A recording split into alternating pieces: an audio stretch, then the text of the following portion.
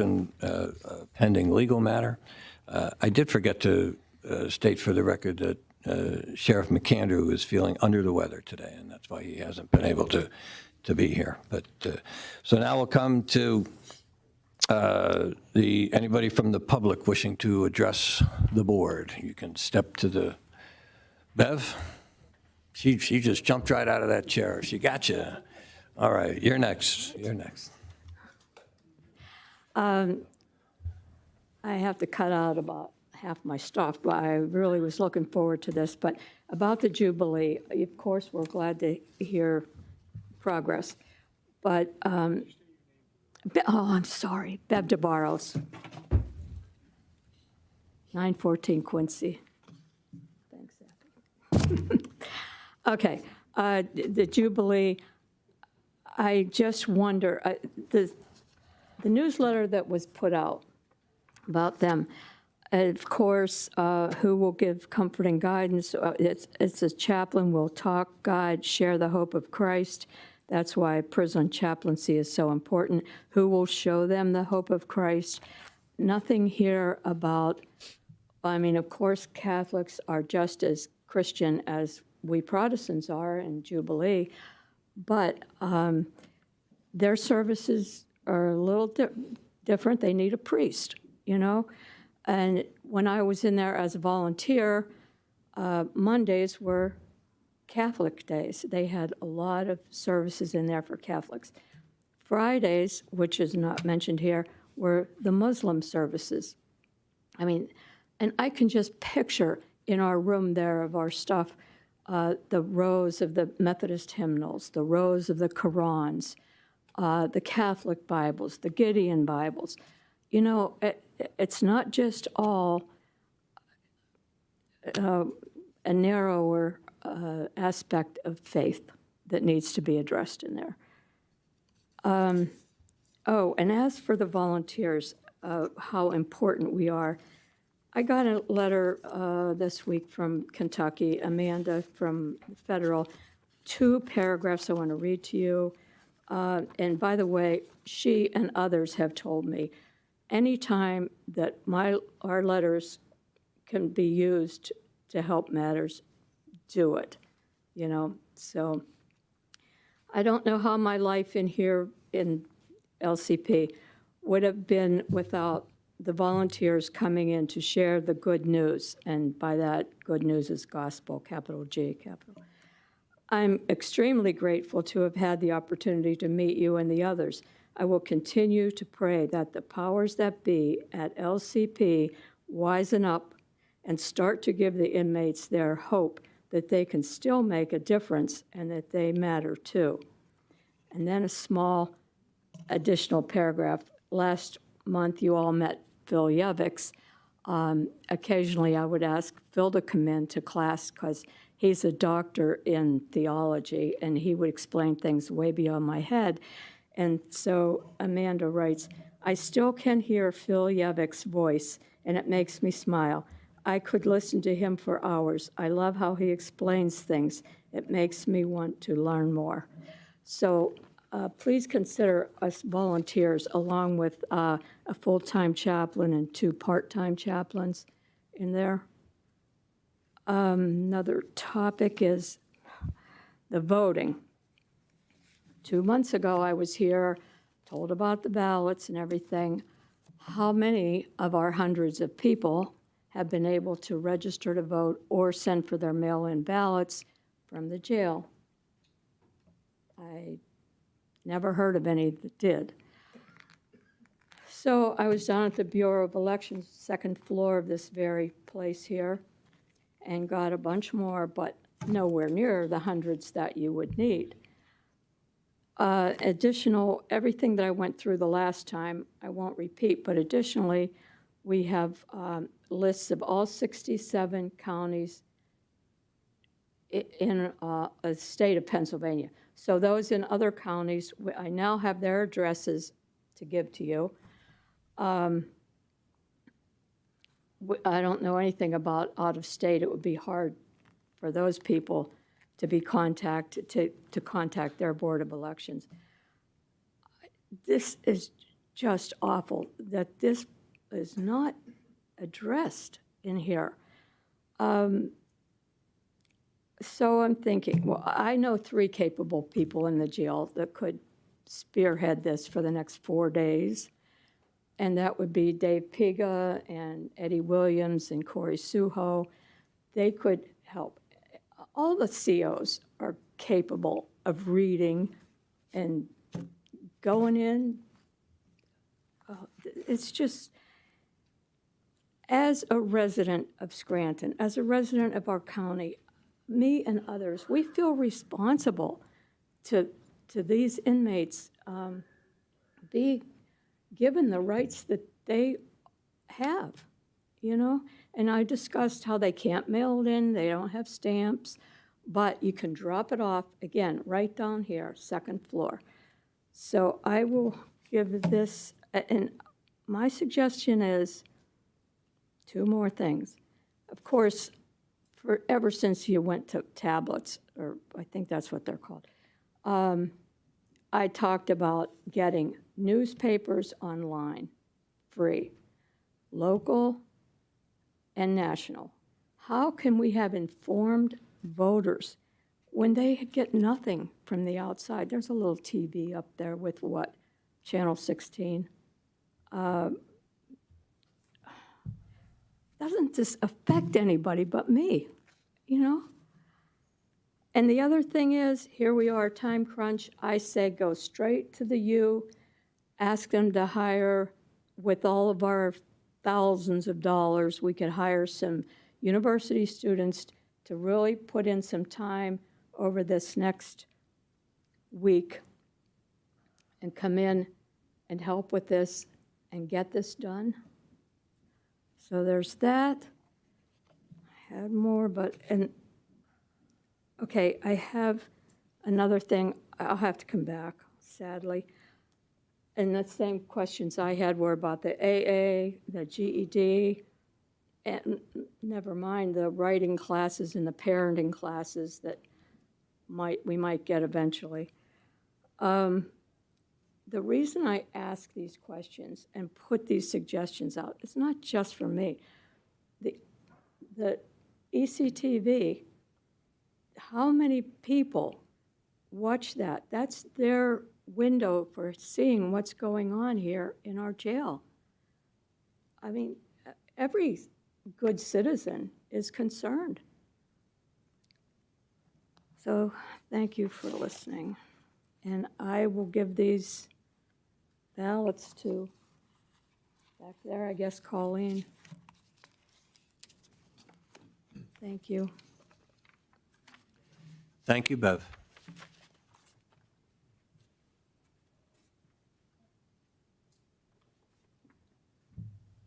Hi, my name is Brenda Johnson.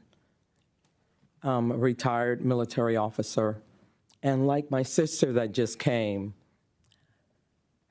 part of democracy is people being able to vote.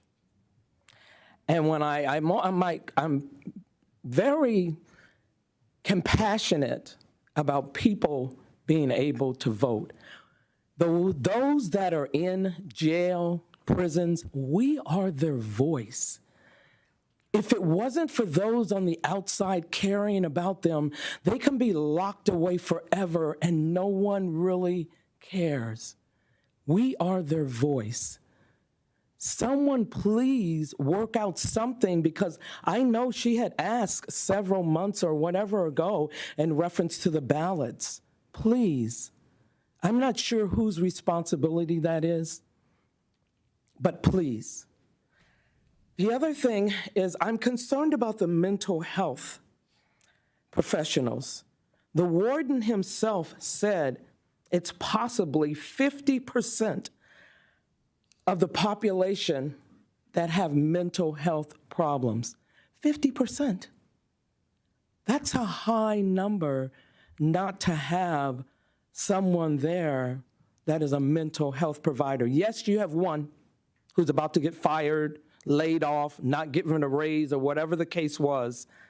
Please give me a break. These people are going to be released back into our society. it's imperative that they have some type of mental health assessment. That is really, really important. It really is. So that was the thing I was going to talk about today, was mental health and voting.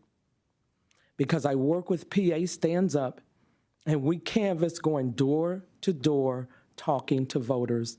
This is democracy in action. We are walking democracy in action.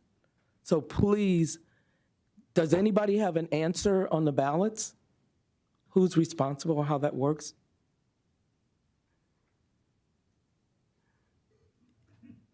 There's not a simple answer to it, because a lot of our inmates are not from Lackawanna County. They're from various counties. They're from out of state. And so whether or not somebody can vote depends on a lot of different things. Well, what about just Lackawanna County? Let's just ask the Are rest they of them. registered to vote? Number one. And Well, that was a voter registration form that she had. That was a voter registration I thought it was form. an application for a mail-in ballot. No, it isn't. There is the application to get that. And October 26th is the deadline for that. Yes. It's coming. Okay, it's one, what, if the 26th or the if- 23rd, it's like, my goodness. Based on my discussions with the warden, if inmates ask, they're supplied with them, okay?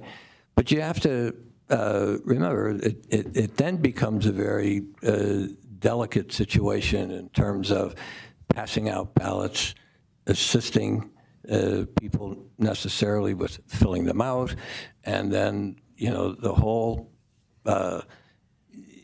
we've lived for the last 4 years through nationwide allegations of voter fraud and so you have to be very, very careful that we put our people. I know you find this difficult. Look, I share your belief. I mean, if they're eligible to vote and they're registered to vote and they're residents of Lackawanna County, if they ask for a ballot, they can have a ballot. They can have a mail-in ballot. They can apply. That's not. We don't have a you can't vote policy at the prison. My last question then, is there any numbers on the people that have requested ballots and were given ballots? Is there anyone tracking it? I don't know that there is, to be honest with you. I don't know. Warden, do we track that? We not only don't track that, it's my understanding nobody has asked for, that I'm aware of. Okay. We don't deny it, but I don't know that anybody's asked. My question's been answered. Thank you.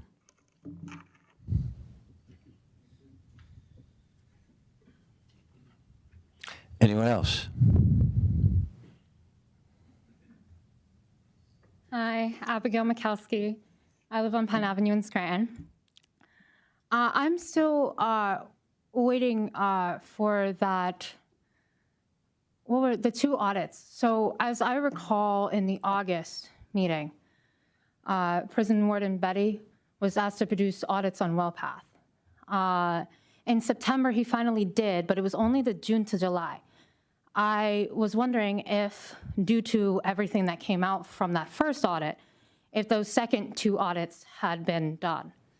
The other thing is, does anyone in this room know what the symptoms of withdrawal are?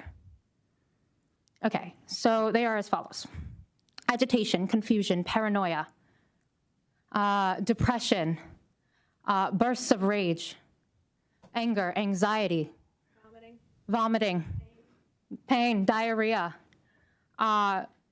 So maybe some of the issues that we are having with security would have a lot to do with the fact that maybe these men are having withdrawals, need medical care, which, as far as I knew, there was no medical director acting, but we were paying WellPath for that. Clocked at 0 hours, and how many were supposed to be 300? 300. That there was no administration in the medical staffing. So maybe some of the problems that we are having is because of the lack of mental health that's in there. And yes, maybe they're not aware that they have that right to ask for a ballot. Maybe you have to make them aware of their rights They're in there, and as far as they know, they're in a cage.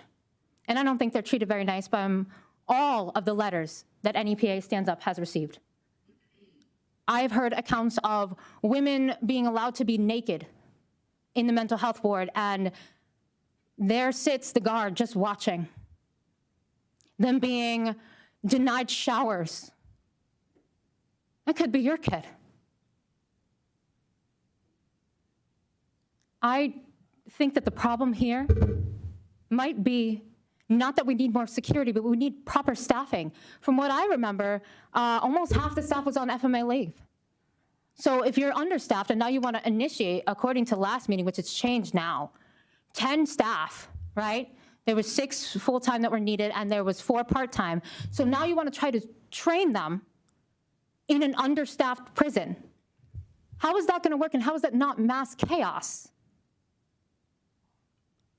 I think that the problems here are very, very clear. But I also think that you are allowing it to go on, because the more meetings that we have like this, the worse it gets each time. Technically, he is negligent, and whether he'd like to take responsibility for it or not, when you sit in a seat of power in a supervisory position, you are at fault. Your leadership would be the reason. And yes, everything falls on the leader. If you don't have it right, just remove yourself. It's very easy, because these are people's lives.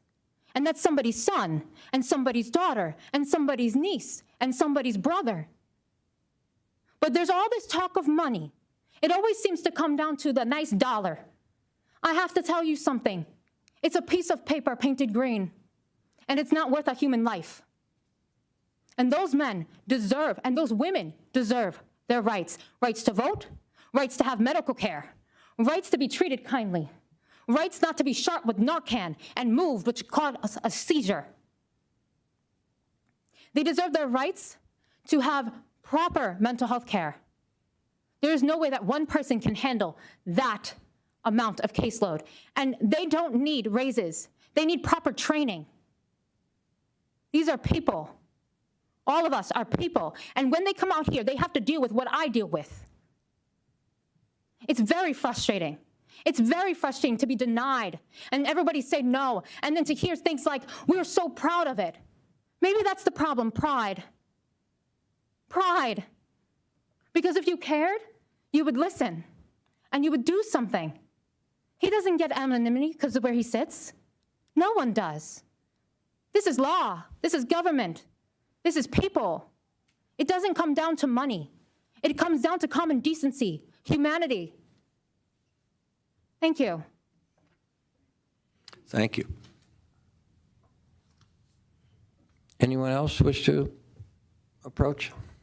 Hi, I'm Liz Parsons. I was at the meeting here last month, and a few board members had agreed and committed to the public and one another to go visit the prison. Did that happen? I had mentioned that last month, and I talked to I actually mentioned that last month, and I talked to the warden about setting up a time for me to come over, like, very soon, like in the next couple of days, maybe by next week, for sure. Okay, anybody else? I've been there several times. I've walked through the facility several times. So I guess that is a question I have to the board. Has everybody who sits on the board been to the prison and familiar with the various blocks, solitary practices, restraint practices, as you're overseeing the prison? I've been going to the prison for years. I've been to the prison many, many times.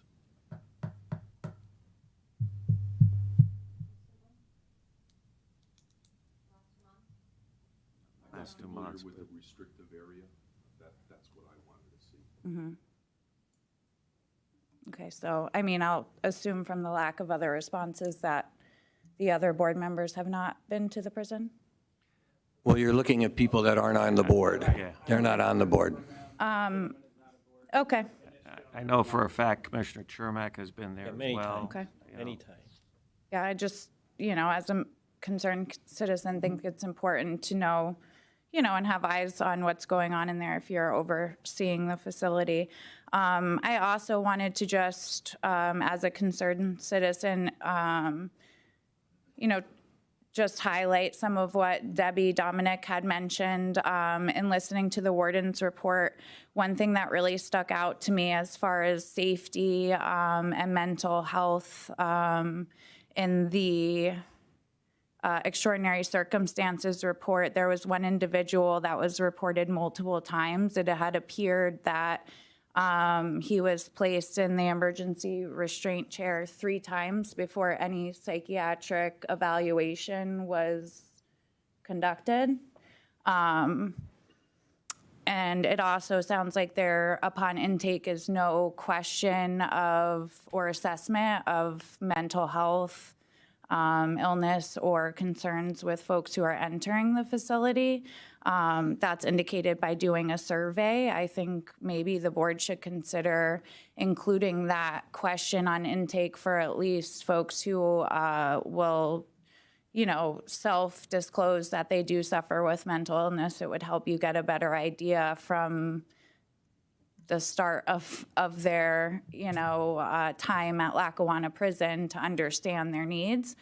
I also recall from the WellPath audit, the contract audit that was discussed last month, in addition to the medical director who clocked 0 hours, there were also mental health hours that the county paid for in that contract, which the warden reported through the audit. Also, 0 hours were provided through WellPath. And so, it's a little disturbing to hear that not only are we entirely eliminating positions, leaving one mental health professional to a 250-person caseload. I'm not sure if anybody is familiar with mental health or any treatment services, but 250 is absolutely impossible to provide any, significant level of care to any individual in that caseload.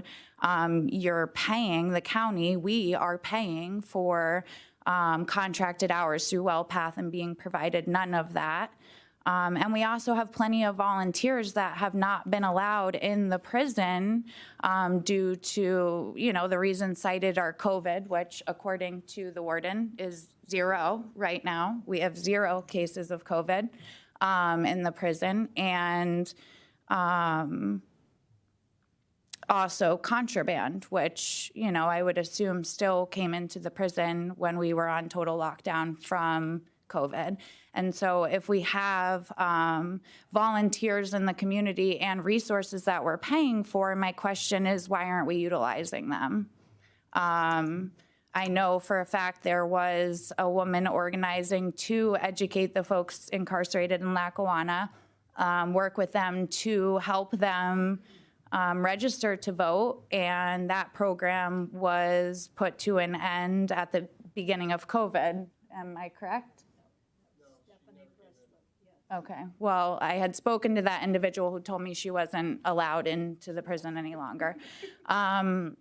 So, I just, as a concerned citizen, we have plenty of resources, and we sit here every month and we talk about how, we're conducting audits and how we have plans to eliminate positions, but there's no plans for programming. There's no plans to help people, return to our society, safer people. This is a county jail.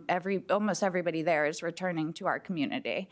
And we are just perpetuating a cycle where they will be back in the jail because they're set up for failure time and time again.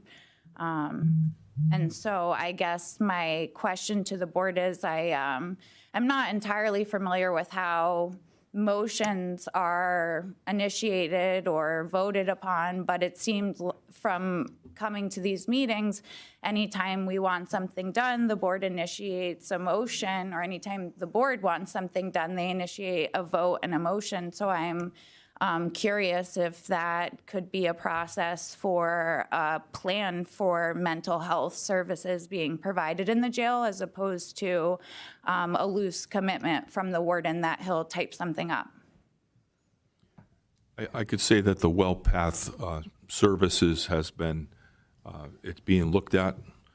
My office, along with the warden, are looking at the hours being provided by WellPath, and they're lower than what the contract calls for.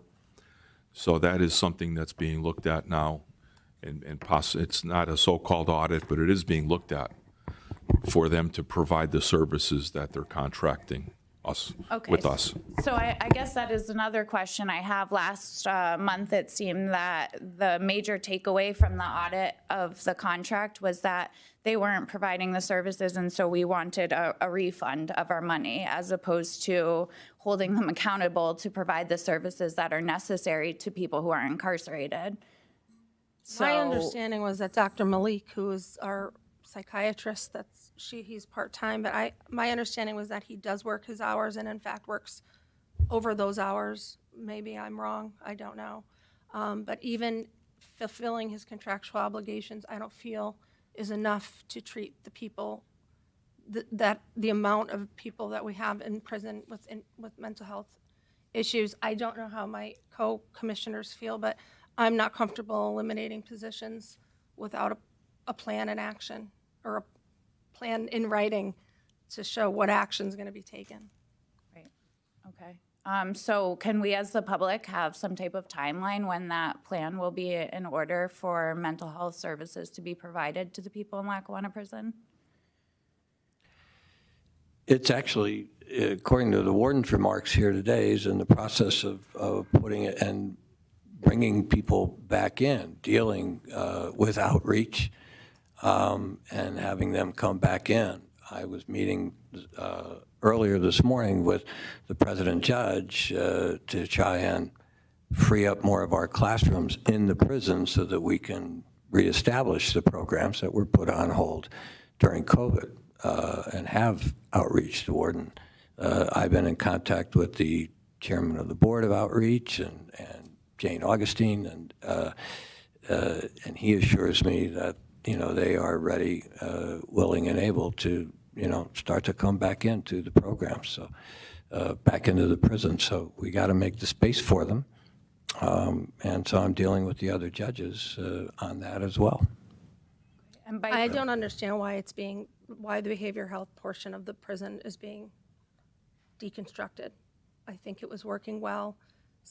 It's new. Sometimes you have to make tweaks. So I'm not for eliminating those positions. I'm going to talk to my co-commissioners Well, and that's, about possibly putting out those positions for rehire. That's, I don't know. more in the nature of your budget negotiations with, Well, it is, but I among don't each know other. if the board gets involved in terms of, we have. The board doesn't do budget. No, prison board but the doesn't do budget. the board has taken some responsibility with regard to hiring. So he's asking for positions to be eliminated. I think that's incorrect, and they should be, so there's a lot of gray area, and I think that it's problematic. And meanwhile, we have inmates not being treated. And so my question to you is program, I guess, is a loose term. Could you tell me which programs you're referring to? Off the top of my head, I can't tick off a list of them. Perhaps the warden might be able to give you an idea because he's more familiar with some of the programs that were in there and were interrupted due to COVID. But I know in dealing with, as I say, the chairman of the board over at Outreach, they're very anxious to come back in. And so we're anxious to have them come back in. Okay?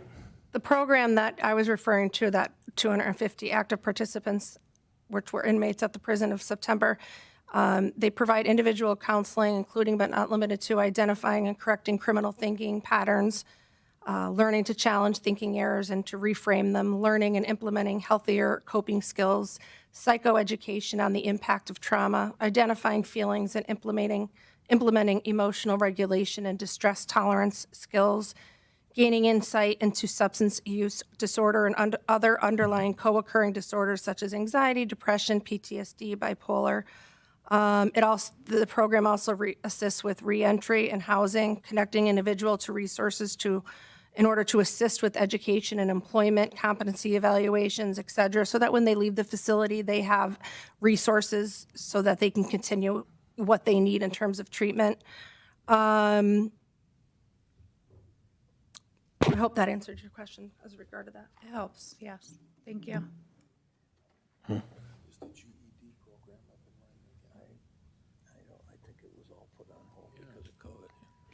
Anybody else? Is the GED program up and running again? It is. Yeah, please.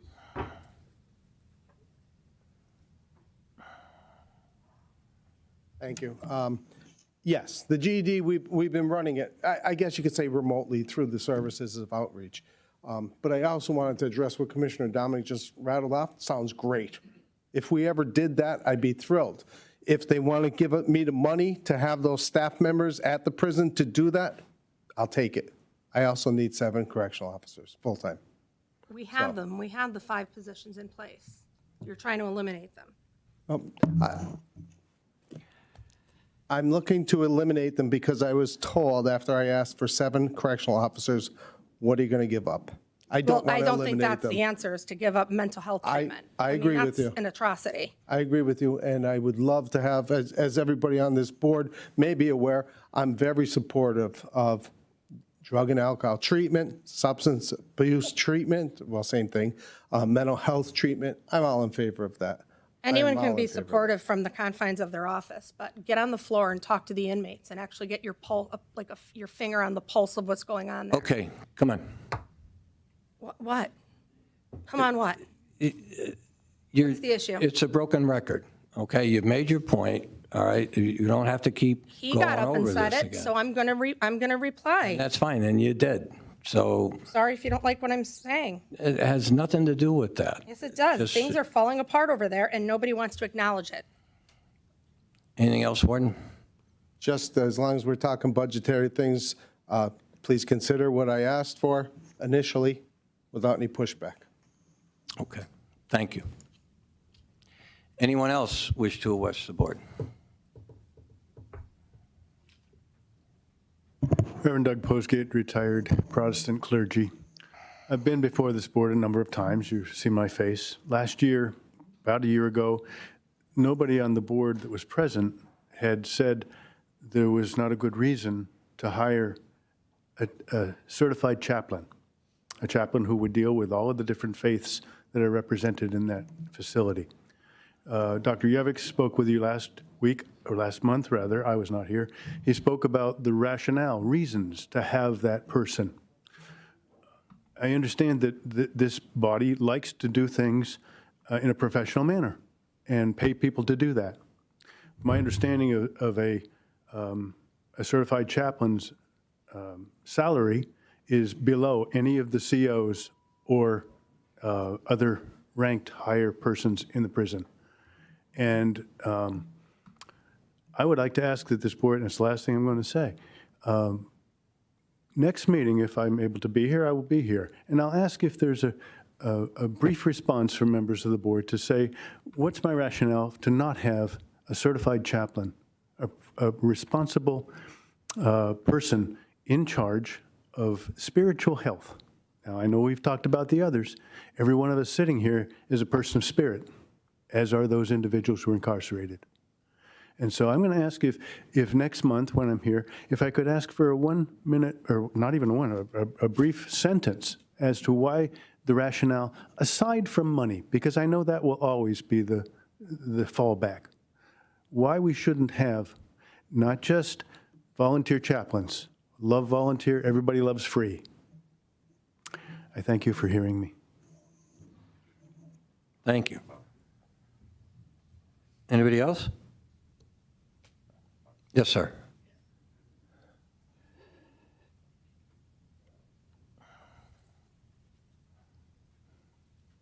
My name is Andrew Bukowski. I've worked for Lackawanna County. Can you pull the microphone down so we can hear you, please? Thank you. My name is Andrew Bukowski.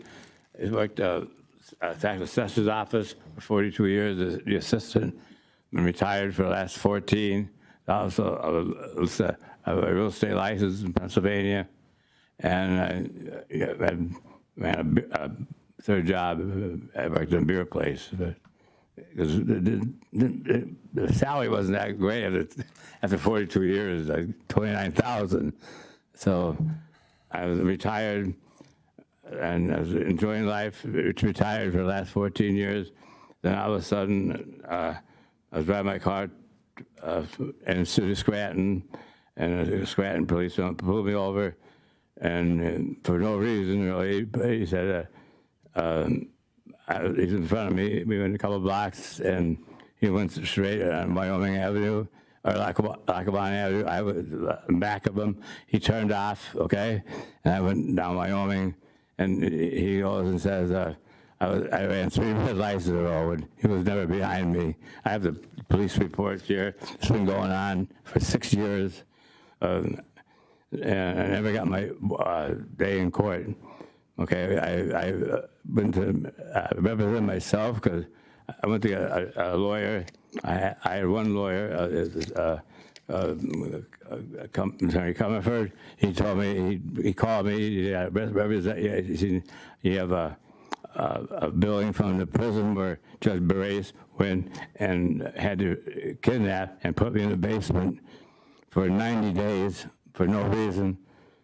Okay, and then 6 months later, I had another bogus one, combined the DUI. So it was. So I had requested a hearing with the magistrate, for hearing, and had just about my day in court. It's all I was 15 minutes. I mean, never got it. Judge Barres went and had Attorney Breyer, which is his errand boy in the past. In other words, if I'm there to hear my hearing, Breyer couldn't be there. But he always had me, this last time, 90 days, thrown in jail. Okay, after 90 days, I ended up being a patient of presented condition, which there was a high probability of life-threatening deterioration in critical care services, right? Okay, and then final diagnosis. Now, the Judge Barres had the prison board ended up with a bill for $45,000. 68 years old was started. I'm 75 now. Okay, and at that point, there was acute renal failure, acute pancreatitis, acute Donatella's, acute dehydration, chronic back pain, and it said it was life-threatening. And when I was in jail, I went in there at a healthy 203 pounds, 68 years old, and I still had my mind at that point. Now, after 45 days, okay, there was no medical whatsoever in jail when I was there. The first 45 days, I was comatose. There was no doctor. There was no doctor there. It was free, no heat. The little food I got, I lost a pound a day. I lost 45 pounds in 45 days. I was 160 pounds. I just want my day in court, but every time I go to get a day in court, Judge Barres, I get Breyer involved. This last time, I scheduled for a hearing and with the magistrates, and once Judge Barres found out about it, he got Breyer there. He goes, use Ford my name to say he's my attorney. And I haven't talked to Jack Breyer. He's gone now, And Judge Egan was a close friend of mine, and they had a falling out. So there was hard feelings between Judge Egan and Breyer. And at this point in my bills, like I said, 6 pages of medications. They gave me last rites while I was in the hospital, and 6 pages. I have them here, and I was I couldn't go out this time for my hearing because the judge put me down there 90 days for no reason. No reason whatsoever. My driver's license was in tip-top shape. I was never arrested for anything. I live by myself now and did by force. My mother died, I took care of her. But now the condition, after, the county paying the Geisinger, $45,000 and for confusion. I was confused after 45 days by the food. And he put me back down there for another 45 days. And just thank God for a couple of COs there. I worked for the county 42 years. They made sure one meal a day they brought up to me. They took turns. I never would have got to another 45 days because the first 45, that's 45 pounds. So Judge Brees figured, how am I going to get you 45 more? The last 45, and I was like a brain dead. I was laying there in a cell. I couldn't get. I got different lawyers, everything myself. And then on top of that, after he raised it, I got in the mail from Judge Brace, court costs. Now believe this, I never went a day in court. $10,000. $10,000. Where am I going to get $10,000? So I don't know what, I appreciate your story. I'm not sure what you are seeking from the prison board. Compensation for the damage they did to me, the jail. In other words, I was there for. When were you no there? reason I was kidnapped. No, but when? What was the time frame? The last 4 or 5 years, 5 years here. There's 6 pages here of medications I was on for 8 days to try to save my life. Okay. And now, after, they never picked up while I was there. I finally had, this last year later, I had a major heart attack. I had 2 or 3, I said, I entitled something, my bills down there, I didn't make them bills. Judge Brees put me down there, he made the bills, $45,000. Well, I appreciate that. If you're looking for compensation, Yeah. okay, this is not the way to go about it. You should consult with a lawyer. I did. Okay. Yeah, I got a copy here. And follow the lawyer's advice. Oh, he stiffed me. He went there next day, signed the contract with him, right? He said, we're going to ask for, the board goes 3 times the medical bills, okay? And mine was $45,000. So basically, I got $132,000. I'd be tickled to death to get that $45,000.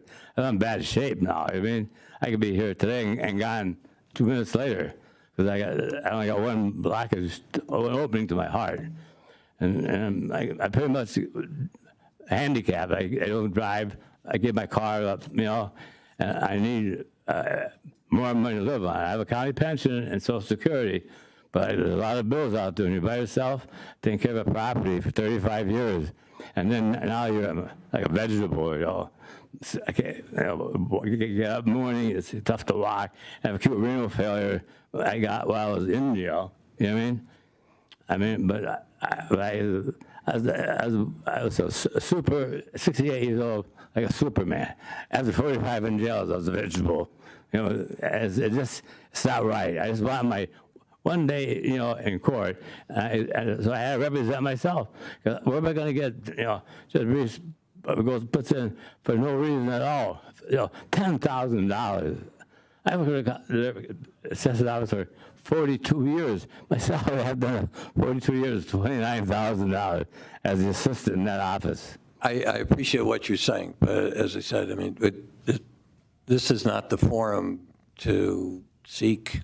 Yeah, but how do I stop a judge from giving me my day in court? That's all I wanted. By one time a hearing, and that was it. And I appreciate that, too. I waited 5 years for that. But we're not here, we can't give you legal advice is what but you're you- looking but for, you but you are can on go the- to a lawyer and Yeah, but the tell board, your. the judges and the commissioners and so, office heads. I don't know. I was with all of them.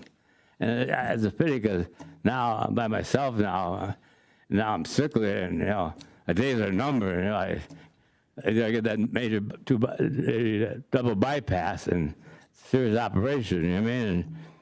I'm in good shape. I got to build myself back up again, or I was looking decent. I was like a skeleton before, after 45 days. But you're on the board. I mean, you people can make a decision because the commissioners and the board, they work together. The salary board.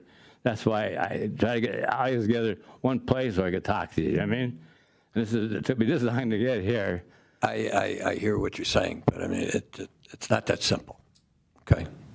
But what about the damage they did to me? You know, in that place for 45 days, If you- that bill was if you- $45,000 for the taxpayers. That's ridiculous. They have to pay that for me when I didn't cause that. Judge Baris caused that, and in my health. And I can appreciate that, but as I said to you, if you're seeking compensation for treatment that you've received, the proper way is to seek the services and the advice of an attorney and I did. follow what the attorney I is. had a whole year, the statute of limitations ran out, and he slipped me. He never called me back again. Comfort. He called me on the phone, yeah. I said, I'll sign a thing. I want them to file the lawsuit. Next day, I signed off, and I go to see him. He wouldn't answer the phone. A whole year, he stiffed me. What else could I do? I went to him. I went to other lawyers, too, and other names, and familiar with the case. It wasn't just one lawyer. It was a great case. I have the thing, all cases, everything right here. It was all done. Geisinger. I don't know that I can tell you anything different. DA's office, we didn't get through it there. I tried to hire a DA there. He told me he got a good case, but it'd be conflict of interest because he's running for DA, okay? And so, it's hard to go around when I have no card, no nothing. And I don't have the money, because the first out of the court costs, I was dropped over with it. And then the problem is, Judge Reese gives me probation, okay? Get this now, 7 years. 7 years. I'm going to AA meetings, right? I went to DATS, T-PALS, Colors 90, AA meetings 90 and 90, nonstop. I mean, what am I supposed to do? I'm entitled to my day in court. I didn't get it because of Judge Reese. I mean, there should be a remedy for that. My health has gone from a 10 to a 0. I've built up a little bit now. I'm sorry. I'm not unsympathetic to what you're saying, but there's nothing that we can do for you. You know? That's given. I mean, it would be understanding. I had to get this so long to get up here, get everything together, and get one. I do everything right. I don't break the law or nothing. The judge can go and stop me every time for me going for a hearing. I'm entitled to. I better go for a hearing, and boom, there's 2 deputy sheriffs kidnapped me, put me in the basement of the jail. I have no paperwork or nothing because I'm representing myself. And I mean, the law is the law, and why can't I get some help? I mean, according to the law, the prison, board is there, and then the commissioner and so the office head. I know all of them. 42 years I worked for the county. I was good with every judge, except one, because Judge Brees and Judge Egan had a falling out back a few years ago when they both were running for office. That was pretty bad. And it's because I had my real estate license with Judge Egan temporarily in Esgrove, while I was working in the assessor's office.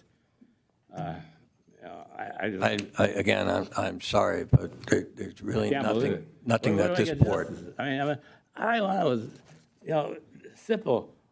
5 minutes with the magistrates. That's all I wanted. I couldn't get that. I appreciate that, okay? But there's nothing that this board as an entity can do for you to give you redress for your complaints.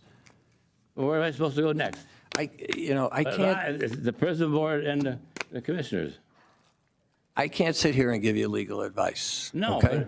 but But that's what you're, that's what you're asking. For no reason, they, for no reason, put me in 90 days in prison, they kidnapped me. And I went from like a healthy person, super person, to a zero, like a flower, dead flower growing. Well, he has, this in the back there, there's raised, and he used Breyer as a front because he can't get involved. So he has Breyer go in front, we wave in the court so he could be the judge. And as soon as he gets that, I got a thing in the mail. He waves the court, and